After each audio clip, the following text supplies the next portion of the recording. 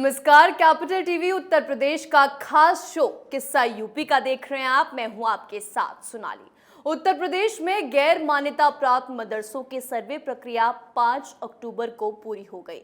इसके साथ ही प्रशासन अपनी रिपोर्ट जिलाधिकारी को 10 अक्टूबर तक देगा, जिसके बाद सरकार को 25 अक्टूबर तक इसकी रिपोर्ट सौंपी जाएगी। जहां पहले से ही मदरसे को लेकर विपक्ष और मुस्लिम धर्मगुरुओं ने सवाल खड़े किए, तो वहीं सरकार एक बार फिर से अपने को दोहराते हुए मुस्लिम कल्याण की बात कह रही है।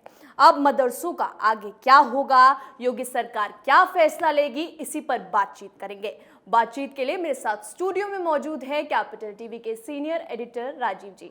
राजीव जी, बहुत बहुत स्वागत है आपका। धन्यवाद। राजीव जी, पहला सवाल, फ्यूचर क्या होने वाला है मदरसों का? देखिए, मदरसों का सर्वे क्यों कराया गया था, ये सबसे बड़ा सवाल यही है क्योंकि मदरसा में जिस तरीके से इलीगल एक्टिविटी चल रही थी, 2-3 तरीके से इलीगल एक्टिविटी चल रही थी।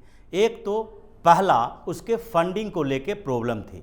सरकार के पास इनपुट मिले थे कि कुछ ऐसे मदरसे हैं जिसमें जो फंड दिए जा रहे हैं, जो पैसे आ रहे हैं, वो फंड हवाला कारोबार का है, वो लीगल फंड नहीं है, उस पर टैक्स नहीं दिए जाते हैं। यानी कि वो पैसे गलत तरीके से मदरसों तक पहुंचाए जाते हैं और जो गलत पैसे आएंगे उसका इस्तेमाल भी गलत कामों में किया जाएगा।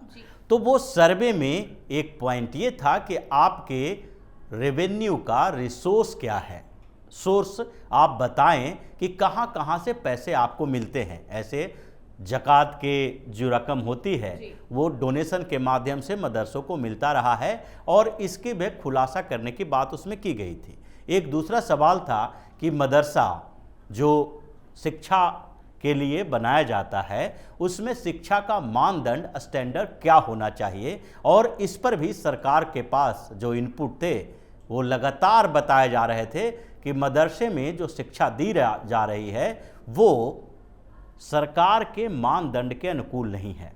वहाँ पर सिर्फ इस्लामिक शिक्षा दी जा रही है जिससे कट्टरता को बढ़ावा दिया जा रहा है। इस्लामिक कट्टरपंथी इन बच्चों का इस्तेमाल माइंड वॉश करने के लिए कर रहे हैं और जो आगे बन चलकर कहीं न कहीं ये जो बच्चे हैं वो कट्टरपंथी विचारधारा से जुड़ेंगे और उसका इस्तेमाल आतंकी संगठन भी कर सकता है।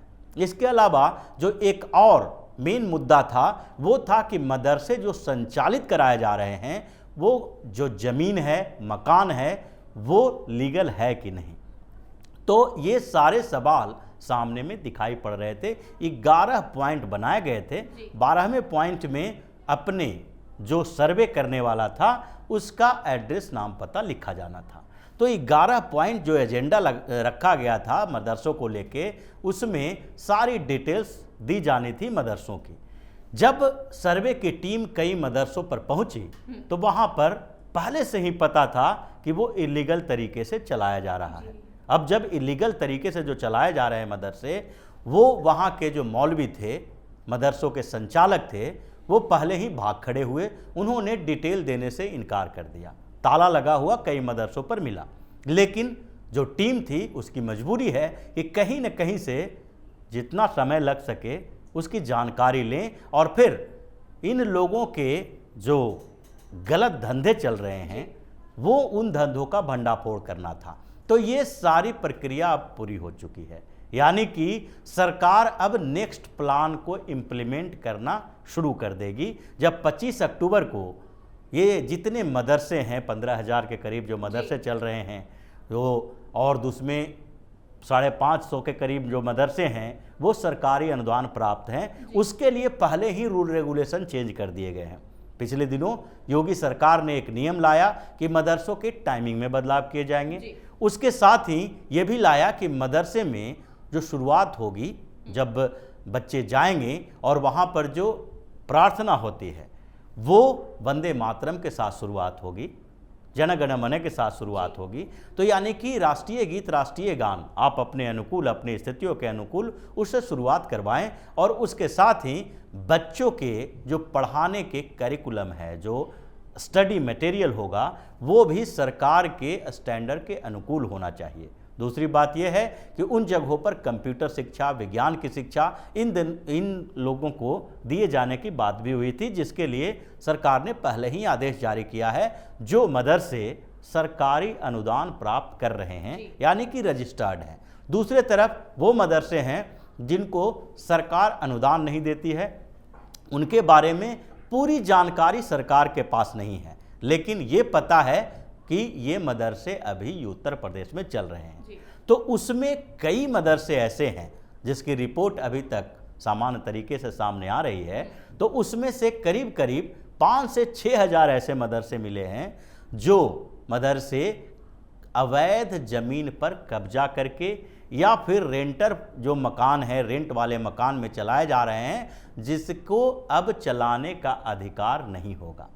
सबसे पहले तो उन मदरसों पे डंडा चलाया जाएगा योगी जी का जिन मदरसों का रजिस्ट्रेशन नहीं है और वो अवैध कब्जा वाली ज़मीन पे हैं, यानी कि वो ज़मीन ही सरकारी है, उनका कोई रिकॉर्ड उनके पास नहीं है, वो गलत तरीके से उस पर कब्जा कर रखे हैं और उन पर मदरसा बना के चला रहा है। दूसरे स्तर पर कुछ ऐसे मदरसे भी पाए गए हैं जहाँ पर जो रिवील किया गया है, जो बताया गया है पहले से, जो इन लोगों ने दिया था कि भाई यहाँ पर 200 बच्चे पढ़ रहे हैं, उनके लिए हॉस्टल की व्यवस्था है, खाने पीने की व्यवस्था है, लेकिन जब सर्वे की टीम वहाँ पहुँची तो एक नया खुलासा हुआ कि 200 बच्चे नहीं हैं, 150 बच्चे हैं और 150 बच्चों के लिए भी खाने पीने की व्यवस्था नहीं है, हॉस्टल नहीं है। सिर्फ हॉस्टल के नाम पर यह बताया गया है कि 2 कमरों का एक मकान है जो कि हॉस्टल के तौर पर उपयोग जिसका किया जा रहा है। तो उन मदरसों को भी देखा जाएगा कि इन मदरसों में जिस तरीके से जो पहले बताया गया था और अब जो जांच में, सर्वे में सामने आया है, उसमें बहुत ज़्यादा विषमता है। तो ऐसे में इनका भी कैंसिल किया जाएगा, इनको भी मना कर दिया जाएगा और अब वो मदरसे हट जाएंगे। राजीव जी, जो अवैध मदरसे हैं उन पर क्या बुलडोजर चल सकता है? देखिए, उत्तर प्रदेश सरकार ने जब मदरसों के सर्वे के लिए घोषणा की थी तो उस समय उनके नेक्स्ट प्लान को जानकर ही इस पर राजनीति शुरू हुई थी। जिस तरीके से लोगों ने, जो सेकुलर राजनीति करने वाले पार्टियां हैं, उसने सबसे पहले सवाल उठाना शुरू किया कि मदरसे धार्मिक शिक्षा का केंद्र है, वो ऑटोनोमस है, उसका सर्वे क्यों सरकार करवाएगी? तो उस सवाल का जवाब योगी सरकार ने दिया था कि हम अभी तत्काल उसके ऊपर कोई कार्रवाई नहीं करेंगे। ऐसा नहीं है कि मदरसों को खत्म किया जाएगा, लेकिन उसमें शिक्षा में सुधार की व्यवस्था की जाएगी। उसके बाद कुछ मौलवी, मुल्ला और मुस्लिम संगठन के नेता भी सामने आए और उन लोगों ने भी ऑब्जेक्शन करना शुरू किया। लेकिन जब उन लोगों को लगा कि ये सर्वे रुकवाया नहीं जा सकता है तो वो शांत बैठ गए और उन्होंने सरकार की तरफ से ये बोलना शुरू किया कि सरकार जो सर्वे करवा रही है उसकी सही रिपोर्ट आनी चाहिए और सर्वे में जो सुधार की स्थिति बन रही है उसको सुधार करवाने की ज़रूरत है। मतलब इन लोगों ने जब विरोध किया था तो इनका आधार यही था कि सरकार का नेक्स्ट प्लान जो है उन अवैध मदरसों को खत्म करना है, जिसके अंदर एक नहीं कई तरह के जो मसले सामने आए थे। एक मसला तो यही सामने आया था कि इन मदरसों में केवल शिक्षा नहीं दी जाती है, ये कन्वर्जन रैकेट भी चलता है। कुछ ऐसे मामले सामने आए थे कि मदरसे के मौलवी, बच्चों को जो पढ़ाने की जिम्मेदारी उनको दी गई है और उनको जो फंड दिया जाता है उस फंड के उपयोग उन बच्चों के लिए नहीं करते हैं, बल्कि उससे कुछ और लोग अपने आसपास रखते हैं जो धर्म प्रचार का काम करता है और इस्लाम के प्रचार के नाम पर वो कुछ ऐसी बस्तियों में जाता है, ऐसे लोगों को टारगेट करता है जो उनके लिए धर्म परिवर्तन करवाने वाले सॉफ्ट टारगेट हों।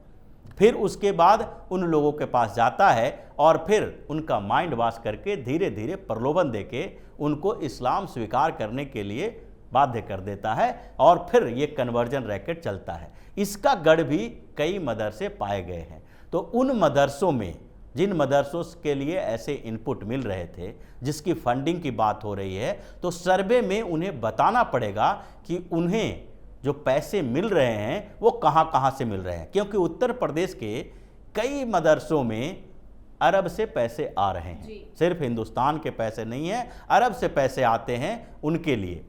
और वो अरब से जो पैसे आते हैं उसका सोर्स वो रिवील नहीं करेंगे, तो उन्हें ये बताना पड़ेगा कि आखिर उनका जो पैसा खर्च हो रहा है वो खर्च कहाँ से हो रहा है। तो ऐसी स्थिति में जिन लोगों ने अपने फंड का सोर्स नहीं बताया है उसको तो तत्काल बंद करवाया जाएगा। यानी कि अगला स्टेप सरकार का यही है कि 25 अक्टूबर को जब ये पेश किया जाएगा, सर्वे की रिपोर्ट पेश की जाएगी, सरकार उसको देखेगी और उस पर एक कमेटी बनाई जाएगी कि भाई इन मदरसों का क्या किया जाना है जो कि गलत तरीके से चला रहे हैं, और फिर उसके ऊपर योगी का बुलडोजर तो चलेगा ही। और यही वजह है कि पहले से ही भाव बना रही थी जो तथाकथित सेकुलर पार्टियां हैं, जो मुस्लिम लीडर हैं, और जो लोग ये चाहते हैं कि मदरसे के माध्यम से उनका एजेंडा चलता रहे, और उस एजेंडे के आधार पर वो एक तरफ तो अपने लिए पैसा बनाते हैं और दूसरा तरफ एक ऐसा जनरेशन पैदा करते हैं जो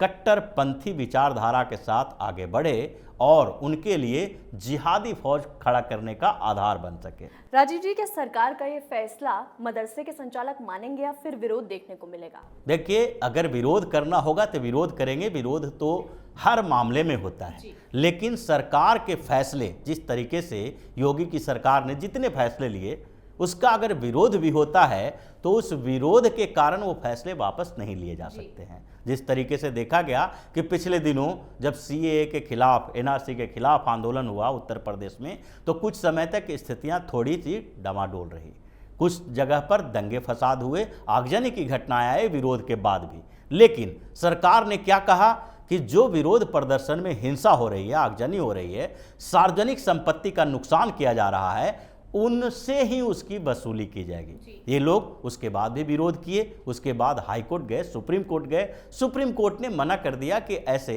अचानक से आप उनसे पैसे नहीं वसूल कर सकते। लेकिन उसके बाद क्या हुआ, जब सुप्रीम कोर्ट ने ये व्यवस्था की, ये फैसले दिए, तो उसके बाद योगी सरकार को मजबूर होके कुछ लोगों को जो पैसे वसूली हुई थी उन लोगों को पैसे भी लौटाने पड़े। लेकिन उसके लिए प्लान भी तैयार था और सरकार ने एक कानून लाया। उस कानून में सार्वजनिक संपत्ति नुकसान क्षतिपूर्ति विधेयक जो लाया गया, उसको फिर कानून का दर्जा दिया गया, और उसके बाद अब फिर से उन लोगों को नोटिस जारी की गई है जो लोग सार्वजनिक संपत्ति के नुकसान कर रहे हैं। ये सीएए एनआरसी के विरोध के समय में ही जिन जगहों पर सार्वजनिक संपत्ति का नुकसान किया गया था, उसके लिए भी ये व्यवस्था की गई कि इनसे नोटिस दिया जाए, और 60 लोगों को नोटिस भेजी भी गई है। 37 लाख रुपए के करीब वसूली के नोटिस उन लोगों को जारी किए गए हैं और उन लोगों से ही पैसे वसूले जाएंगे। तो हर एक फैसले के बाद जो विरोध प्रदर्शन होता है उसको देखते हैं कि कई स्टेट की सरकार है जो विरोध प्रदर्शन के बाद वो फैसले वापस ले लेती है। लेकिन जिस तरीके से स्टैंड सीएम योगी आदित्यनाथ का रहा है, उसमें तो ये देखने को मिल रहा है कि इसके बाद सर्वे कराए जा रहे हैं, जिसकी रिपोर्ट आने वाली है मदरसों की, उसके साथ वक्फ बोर्ड की संपत्ति का भी सर्वे कराया जा रहा है, और इन सर्वे के बाद जो रिपोर्ट सामने आएगी और उस पर सरकार जो एक्शन लेगी, उसका मतलब है विरोध प्रदर्शन तो होना ही है। क्योंकि सर्वे की घोषणा के बाद ही जब विरोध प्रदर्शन शुरू हो गया, तो इस रिपोर्ट के लागू करने और इस पर एक्शन लेने के बाद विरोध ना हो, इसके लिए तो कोई जगह नहीं है। विरोध तो ये करेंगे, लेकिन उस विरोध के बावजूद ये भी समझ लें कि ये फैसले सरकार के बदलने वाले नहीं हैं। बहुत बहुत धन्यवाद बातचीत के लिए। तो सर्वे का काम पूरा हुआ, अब बारी है सरकार के फैसले की। शासन के निर्देश पर अवैध तरीके से संचालित हो रहे मदरसों की जांच को सर्वे का काम कराया गया है, जिनमें 103 मदरसे अवैध रूप से संचालित होते पाए गए हैं। इसकी रिपोर्ट तैयार कर शासन को भेजी जा रही है। अब शासन स्तर से इन पर कार्रवाई का फैसला लिया जाएगा। शासन से जो भी दिशा निर्देश मिलेंगे उनका सख्ती से पालन कराया जाएगा। आज के हमारे शो किस्सा यूपी का में इतना ही। कल एक बार फिर नए किस्से के साथ हाजिर होंगे। देखते रहिए कैपिटल टीवी उत्तर प्रदेश। नमस्कार।